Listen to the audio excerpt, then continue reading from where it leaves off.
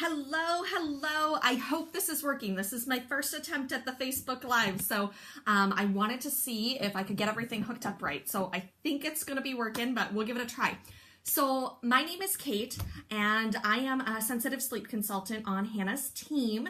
And we are going to be talking about transitioning out of a crib today. That's our topic for today. So this is a question that I hear moms talk about all the time. And as a mom myself, I know it was a really challenging period for us of trying to figure out and navigate when is the right time, where do we put them, who sleeps in which room, all of those different pieces. So first I'm just going to go ahead and basically one key that we look at is just waiting as long as possible. I know that answer might not be the one that you really want to hear, but we really don't recommend moving from a crib until closer to around 3 years old. And the reason behind this is that they're just not mentally ready often. I mean, obviously kids develop at different paces slightly, so it's not across the board for every single child. However, they need to be ready to understand a new set of rules for safety. So when this cognitive understanding is not completely there yet, it can be really a hard transition for them. Around 2.5, 3 years old is when we have their impulse control develops in our little ones, and that cognitive ability forms so that they can understand what they're saying when you're telling them, stay in their bed all night, and they can understand what that actually means. So a great example of this is like, let's say you have a 2-year-old and a 3-year-old, and you set out a bowl of candy on the table and you tell the children not to touch the candy, but when you return to the room, you're going to go ahead and give them a piece. Well, your 2-year-old most of the time will not wait. And a 3-year-old will have developed the impulse control to be able to wait until you've returned to help themselves to that candy. So typically a child develops this around 2.5 to 3 years old. And that impulse control is just something we have to wait for it to developmentally grow with them and develop with them. So the next step that we always look at when we start talking about transitioning out of a crib are the reasons why you want to transition out of the crib. So is your child not sleeping well currently? Basically, if they're not sleeping well right now in a crib, it's not really going to improve moving them into a toddler bed or a twin bed. That has to do with a lot of the self-settling pieces to it as well. So if they're not able to just develop that within the crib space, moving them out isn't always going to help that. Introducing a lot of freedom once you move into that toddler bed or the mattress on the floor or a twin bed, a queen bed, whatever that is for your family. Once you open that up, it introduces a whole new set of freedom to your child, and that's a lot more challenging for them to deal with. Some other families start talking about climbing out of the crib. So, we want to move them right now because, oh my gosh, they're climbing every night. Well, if they're climbing out, we do have those escape experts that can figure out ways out of everything. So there's a couple of things to make sure. Is your crib set on the lowest setting? Have you dropped that mattress to the bottom level of the crib setting? Look at sleep sacks. They do make toddler sleep sacks, and these help to restrain their legs a little bit where it's not as easy for them to grip a hold of the bars and start scaling up the sides with all of those. So make sure that's another piece that you can always introduce back to them at that time and can delay or prohibit a little bit of that climbing mobility. Look at the bumper. Do you have bumper pads in your crib? Do you have stuffed animals that are inside the crib? Are they using something? You can watch through your cameras and the monitors to see how are they getting out of the crib. Are they using these as little step stools to kind of get themselves up to a level high enough where they can climb out? And another option is some of us have cribs where you have a lower setting on the front side and a higher back on the crib. You can always have the option of turning your crib around so the lower height level is facing the wall and the higher level is outwards. Sometimes that'll deter your child as well from wanting to try and climb out of it. Another reason that I find a lot of parents have suggested, we want to move them right now to a toddler bed because we have a new baby coming.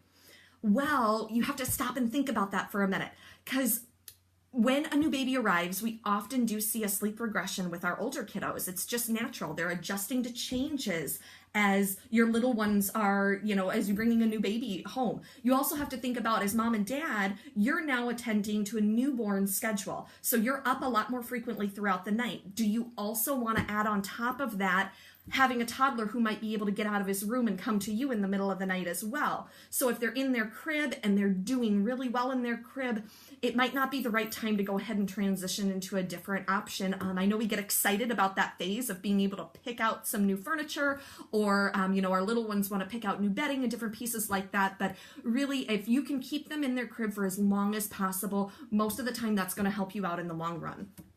So basically, once you've decided that you have hit this transition phase and you really do want to move them, how do we do this? How do we hit this, this phase at the right time? And how do we do this for our little ones? Well, one, keep it positive. We want to make sure that our little ones are excited about this time, that we're getting excited about that. We want to keep it as a positive thing and not a negative thing. We also want to go ahead and get them involved in this. So talk about it a little bit with them, have them make some decisions. Where do they want the bed to be in the room? Can they pick out a new set of sheets? Can they do something to help this process so that they're feeling like they're a piece of this? As well as on the flip side, don't draw this out into a long process. So if you're going to be moving them, don't talk for it on weeks and weeks on end, because it might add a little bit of extra stress to your child, on a nervousness about what is this transition going to be? Why am I moving beds? What is this going on? So if you are going to transition, get them involved, but just keep it to a couple of days, and then all of a sudden we'll introduce the new bed to them. And so for families, there might be some families who've made this transition just a little too early, and they find that, maybe a year, 18 months old or something like that, we went ahead and did it. We do have that question sometimes, and for some families, it might be best to put them back into a crib and go ahead and address the transition later on. Another idea is, if you have done that transition, go ahead and start to picture the entire bedroom as a crib space. So you're going to be able to start eliminating items from the room. Use a baby gate at the door, so that can go ahead and establish that boundary of what that crib used to be. So the room is now a giant crib, and you put that baby gate at the door, and that gives them that definition of space of where they can be and where they can't be. Keep all those toys and distractions off the floor. So you might need to start eliminating things in the room again. Take a look around. Are there things that they're going to want to climb out of bed to play with? Are there toys that make flashing lights or noises or different things that they really want to experience? Those pieces might need to be taken out of the room, and go ahead and pull those out, so we keep distractions as minimal as possible. Also, be careful when you're removing things from the floor level. Make sure you're not putting them up high. Some of ours, as you have found out, can be good climbers and different things like that. We want to make sure that you're not putting things that they will want to get a hold of up on levels that are dangerous for them. So make sure that all of your furniture pieces in the room are secured.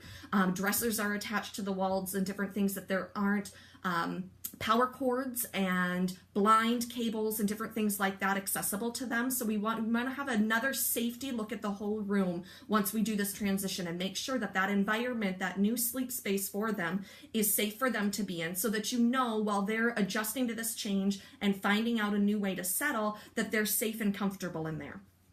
So the next step that we kind of go is, what are we going to see when we start this transition?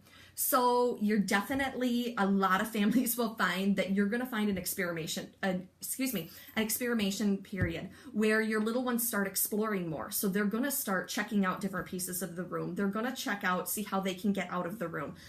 They're going to just do a little bit different than they did in the crib. They had that whole exploratory phase while they were inside the crib. They're going to do it once again once they're outside the crib. So you need to remember to establish boundaries and consequences with them.